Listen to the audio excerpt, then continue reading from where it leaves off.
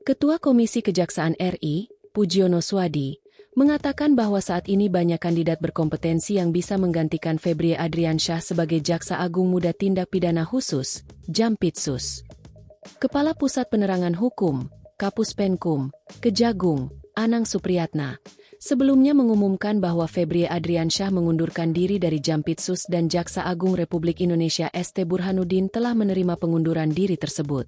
Dalam keterangan resmi yang diterima tribunnews.com, Anang menyampaikan bahwa keputusan tersebut merupakan bentuk komitmen untuk menjaga integritas, objektivitas, dan netralitas proses penegakan hukum. Adapun, pengunduran diri Febrie ini seiring dengan adanya proses hukum yang sedang ditangani oleh penyidik Kepolisian Negara Republik Indonesia. Setelah pengunduran diri Febrie ini, posisi Jampitsus masih kosong. Pujiono pun mengatakan, pada level di bawah generasi Febrie Adriansyah terdapat banyak sosok yang memiliki kompetensi. Saya pikir juga cukup layak untuk kemudian duduk di posisi Jampitsus, ujarnya, Sabtu, 11 Juli 2026, dikutip dari YouTube Kompas TV. Selain itu, kata Pujiono, sejumlah kepala kejaksaan tinggi, Kajati, di Kejaksaan Tinggi Tipe A juga dinilai sudah layak untuk menduduki posisi tersebut. Jika dilakukan pergeseran di antara para jaksa agung muda pun, menurut Pujiono, para pejabat yang saat ini menjabat juga memiliki kapasitas dan integritas yang memadai. Saya pikir mampu dan punya integritas yang kemudian bisa juga diharapkan, kata Pujiono. Untuk diketahui, pihak polisi kini tengah melakukan penyelidikan kasus dugaan korupsi dan tindak pidana pencucian uang, TPPU, perkara penanganan PLN Batubara hingga PT Asabri, Persero, dengan menggeledah sejumlah lokasi. Nama Febrie sendiri dikaitkan dengan penggeledahan yang dilakukan oleh Polri tersebut, karena lokasi yang digeledah diduga berkaitan dengan Febrie Adriansyah, seperti di Cafe The Clan dan Money Changer di Jakarta Selatan serta penggeledahan rumah mewah di Sentul Bogor. Semua persoalan itu pun telah dijelaskan oleh Febrie dalam konferensi pers pada Jumat, 10 Juli 2026, sebelum akhirnya memutuskan untuk mengundurkan diri dari jabatannya. Polisi sita uang miliaran. Saat polisi menggeledah Cafe The Clan, mereka keluar dari pintu utama dengan membawa sejumlah koper hingga mesin penghitung uang. 2 koper berukuran kecil dibawa oleh seorang penyidik, sedangkan 1 koper lainnya yang ukurannya lebih besar terlihat diangkat 2 orang penyidik. Ada 60 miliar rupiah yang disita polisi dalam bentuk mata uang dolar Amerika Serikat dan Singapura hingga rupiah. Kemudian untuk uang yang kita sita, 3.130.000 dalam bentuk 100 dolar Singapura. Kemudian yang 889.965 dolar Amerika USD. Kemudian uang tunai 259.159.000 rupiah.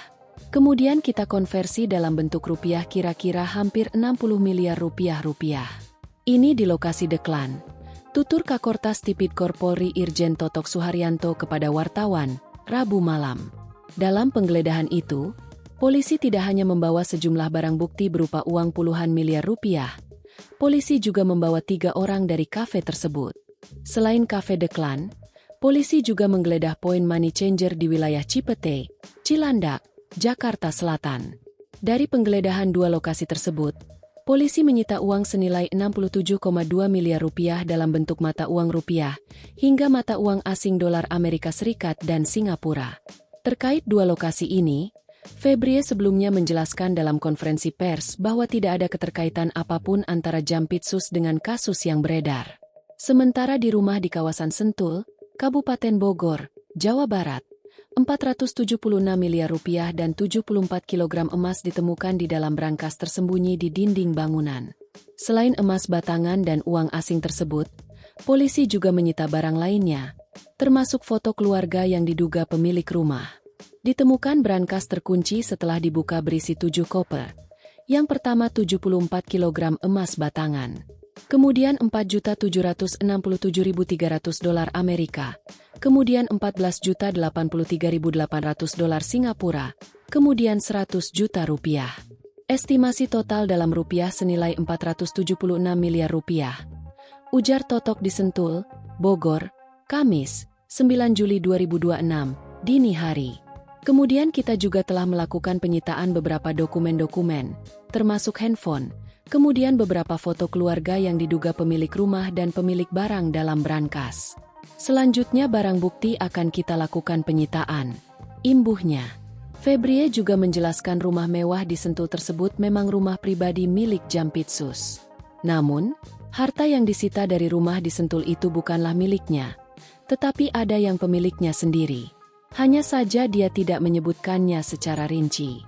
Selain lokasi-lokasi tersebut, polisi juga menggeledah beberapa tempat lainnya guna mendalami dan melengkapi alat bukti kasus korupsi KAKAP ini. Lokasi-lokasi itu tersebar di sejumlah titik di Jabodetabek, mulai dari gedung perkantoran, rumah mewah, hingga apartemen, sehingga total ada 13 lokasi yang digeledah, sebagai berikut. PT CBS di Cengkareng Timur, Jakarta Barat. Kantor pusat PT CBS di Penjaringan, Jakarta Utara. PT KNI di Petojo Selatan, Jakarta Pusat. Rumah kediaman MN di Serpong Utara, Tangerang Selatan. Rumah kediaman TK di Mega Kuningan, Jakarta Selatan. Kantor Grup DMG CP di Kuningan, Jakarta Selatan. PT PML di Karet Kuningan, Jakarta Selatan. Rumah kediaman dokter di Gandaria Selatan, Jakarta Selatan. Rumah kediaman Milt di apartemen Pacific Place, Jakarta Selatan. Sebuah rumah di Sentul, Kabupaten Bogor. Cafe The Clan Signature, Cipete, Jakarta Selatan. Pan Money Changer, Cipete, Jakarta Selatan. Ruko di Jalan Asem 2, Cipete, Cilandak, Jakarta Selatan. Kepala Korps Pemberantasan Tindak Pidana Korupsi, Kortas Tipidkor, Polri, Irjen Pol Totok Suharyanto, mengatakan penggeledahan merupakan bagian dari penyidikan yang dilakukan melalui skema Joint Investigation antara Kortas Tipidkor Polri dan Ditreskrim Suspolda Metro Jaya. Penyidikan dilakukan terhadap sejumlah perkara, yakni dugaan korupsi dan TPPU dalam penanganan perkara PLN Batubara, perkara PT Asabri, dan Krakatau Steel.